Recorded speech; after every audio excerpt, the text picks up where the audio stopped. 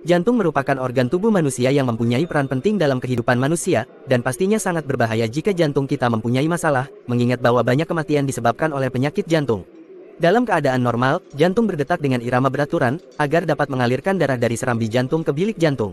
Bagaimana jika jantung berdetak secara tidak normal? Apakah denyut jantung yang tidak normal itu berbahaya? Di pembahasan hari ini, kita akan membahas tentang salah satu gangguan irama jantung yang paling sering ditemukan, yaitu atrial fibrilasi.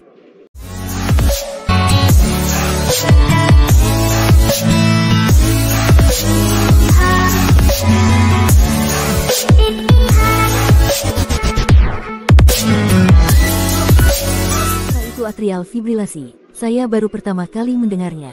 Atrial fibrilasi adalah tipe yang paling umum yang sering ditemui. Atrial fibrilasi adalah suatu aritmia yang ditandai oleh disorganisasi dari depolarisasi atrium, sehingga berakibat pada gangguan fungsi mekanik atrium. Atrial fibrilasi dipicu oleh berbagai penyakit kardiovaskular maupun non-kardiovaskular. Apa penyebab dari atrial fibrilasi? Apakah atrial fibrilasi ini dapat menyebabkan penyakit jantung? Penyebab atrial fibrilasi dibagi menjadi dua, yaitu atrial fibrilasi dengan kelainan katup dan tanpa kelainan katup jantung. Atrial fibrilasi dengan kelainan katup diakibatkan oleh penyakit jantung rematik, terutama mitral stenosis atau katup jantung prostetik. Sedangkan atrium fibrilasi tanpa kelainan katup jantung bukan disebabkan oleh penyakit jantung rematik katup prostetik atau perbaikan katup jantung. Apakah ada klasifikasi dari atrial fibrilasi? Secara klinis, atrial fibrilasi dapat dibedakan menjadi 5 jenis menurut waktu presentasi dan durasinya, yaitu 1. Atrial fibrilasi yang pertama kali terdiagnosis. Jenis ini berlaku untuk pasien yang pertama kali datang dengan manifestasi klinis atrial fibrilasi, tanpa memandang durasi atau berat ringannya gejala yang muncul. 2. Atrial fibrilasi paroksismal adalah atrial fibrilasi yang mengalami terminasi spontan dalam 48 jam, namun dapat berlanjut hingga 7 hari.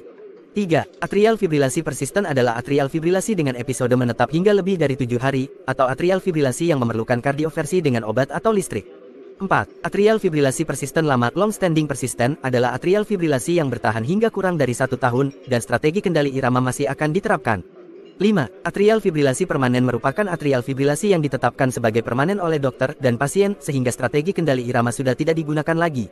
Apabila strategi kendali irama masih digunakan, maka atrial fibrilasi masuk ke kategori atrial fibrilasi persisten lama. Klasifikasi atrial fibrilasi seperti di atas tidaklah selalu eksklusif satu sama lain. Artinya, seorang pasien mungkin dapat mengalami beberapa episode atrial fibrilasi paroksismal, dan pada waktu lain kadang-kadang atrial fibrilasi persisten, atau sebaliknya. Untuk itu, secara praktis, pasien dapat dimasukkan ke salah satu kategori di atas berdasarkan manifestasi klinis yang paling dominan. Lalu, apa faktor risiko pada atrial fibrilasi? Apakah hanya orang yang memiliki penyakit jantung? Risiko terkait seperti usia, jenis kelamin, hipertensi, diabetes, penyakit jantung koroner, penyakit jantung kongestif, riwayat merokok, dan genetik dapat memicu terjadinya atrial fibrilasi. Melalui proses remodeling atrium kiri, seperti jaringan parut di atrium, konduksi yang heterogen, fibrosis atrium, dan disfungsi irama jantung. Nah, sekarang pemirsa sudah tahu kan, apa itu atrial fibrilasi? Jika pemirsa merasa bahwa detak jantung pemirsa tidak normal, segeralah periksakan diri ke dokter. Terima kasih telah menyaksikan video ini. Jika ada kritik, saran, dan masukan, silakan ketik di kolom komentar. Salam sehat, dan sampai jumpa.